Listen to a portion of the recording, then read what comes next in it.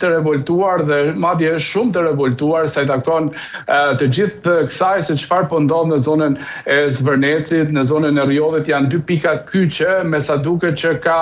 zëmëruar në një farë mënyrë qytetarët shqiptar dhe duke mos patur një transparencë sa i takon projektit, kush është investitori strategjik, është përfolur shpeshherë që do të jetë Kushner, pra dhëndri i Donald Trump që do të investojë në vendin tonë pikërisht me një investim që kap $4 miliard investim në zonën e Zvërnecit, janë të tjerë investitorë strategjik në zonën e Rjodhit dhe në shumë zonat e tjera të Shqipërisë që për qytetarët shqiptar e kanë quajtur tradhti dhe shitje të adheut dhe nuk e kanë quajtur si një ekonomi dhe një zhvillim. Pra duhet të cilësojmë edhe apo duhet përmendim edhe këtë se qytetarët shqiptar pa diskutim nuk janë kundër investimeve, ata janë pro investimeve, por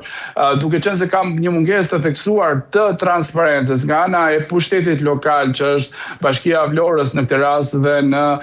zonën e Rjodhit të Velipojës është Bashkia Shkodrës në rastin tjetër, apo qeverisë shqiptare që ka në tërësi këto projekte madhore dhe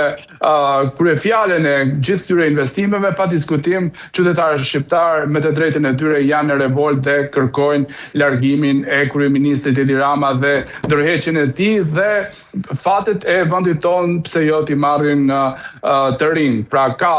e thash në krye të herës se në këtë protest ajo çfarë na ka bërë përshtypje pothuajse të gjithëve, edhe ne gazetarëve, por në përgjithësi të gjithë qytetarëve, se ka një pjesëmarrje të jashtëzakonshme të rinjve. Ne jemi mësuar të shohim në protestat politike, në protestat e tjera vetëm qytetar apo grup mosha të mesme apo dhe të vjetra, por kësaj here dominon një pjesëmarrje e jashtëzakonshme, duhet thënë, e të rinjve, grup mosha pa